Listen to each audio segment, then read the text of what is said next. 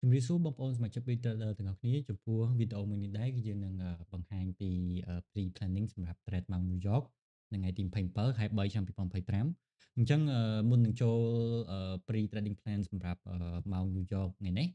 យើងមើលពី setup ដែលយើងអាចចូលបានកាលពីម៉ោង London ហើយចំពោះ pre-plan ដែលយើងធ្វើកាលពីម៉ោងLondon ហ្នឹងក៏វាទៅតាម plan របស់យើងដែរអញ្ចឹងសម្រាប់បងប្អូនដែលបានមើលវីដេអូខ្ញុំពីព្រឹកតាក់ទងទៅនឹងpre-trading plan ម៉ោង London ហ្នឹងគឺវាទៅតាម flow bullish ដែលយើងចង់បានអញ្ចឹងមូលហេតុដែលវាដើរតាមយើងហ្នឹងគឺខ្ញុំនឹងបង្ហាញអញ្ចឹងនៅក្នុងវីដេអូកាលពីព្រឹកខ្ញុំបានបញ្យល់ប្រាប់គ្នាយើងឯងថាបើសិនជាក្នុងលក្ខខណ្ឌថ្ងៃនេះឬមួយក៏ម៉ោង London section ហ្នឹងគឺចូល kill zone វានៅលើ50%របស់ទីផ្សារថ្ងៃហ្នឹងហើយវាអាចឡើងផុតទៅលើ previous day high វិញអាហ្នឹងក្នុងលក្ខខណ្ឌហ្នឹងគឺយើងអាចធ្វើការ buy ទៅវិញបានអញ្ចឹងជាក់ស្ដែងគឺពេលដ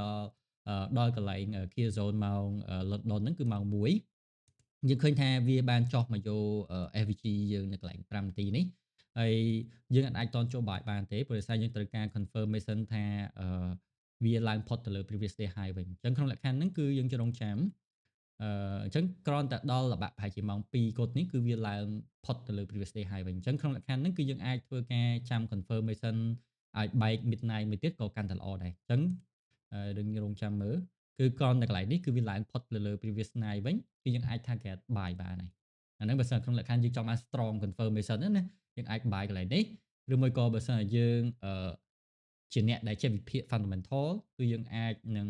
ងាយស្រួលនៅក្នុងការចូល entry early នៅពេលគ្រាន់តែពេលបែកទៅលើprevious day high នេះអញ្ចឹងដោយសារ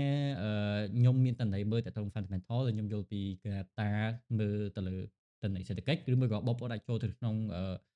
app bhub.bitech Cambodia ក៏យើងអាចមើល fundamental បានដែរអញ្ចឹងតាក់ទង fundamental យ៉ាងនេះគឺស្របមួយ bullish អញ្ចឹងយើងអាចធ្វើការ buy នៅពេលដែលវាបែក high នេះហើយយើងអាចដាក់ stop loss នៅកន្លែង swing London low ឬមួយក៏ក្រោមAVG នេះអញ្ចឹងយើងអាច target កន្លែង5 ADR នេះបានអញ្ចឹងក្នុងលក្ខខណ្ឌហ្នឹងគឺផ្សារគឺវាឡើង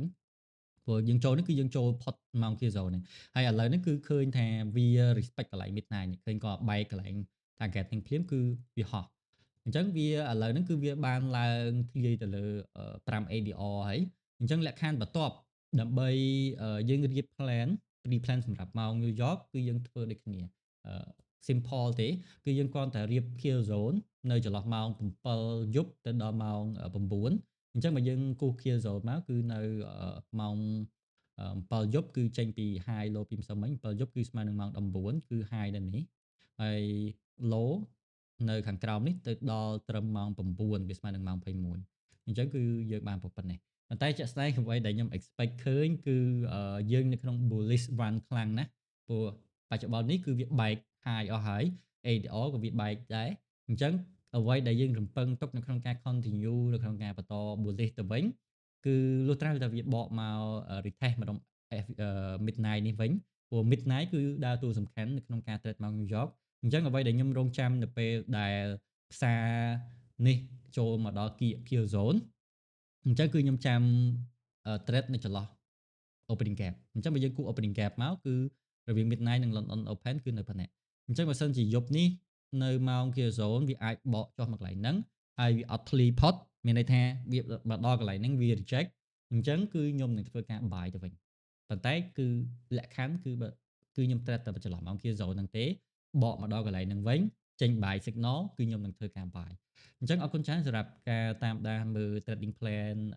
សម្រាប់ trade ម៉ោង New York អញ្ចឹងចំពោះវីដេអូ update ផ្សេងៗគឺខ្ញុំនឹងព្យាយាម update ប្រចាំថ្ងៃជូនបងប្អូនហើយខ្ញុំនឹងព្យាយាមធ្វើ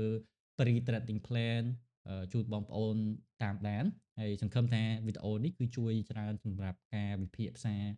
មាសទៅលើការជួញដូរប្រចាំថ្ងៃបងប្អូនហើយជួបគ្នានៅក្នុងវីដេអូក្រោយអរគុណច្រើន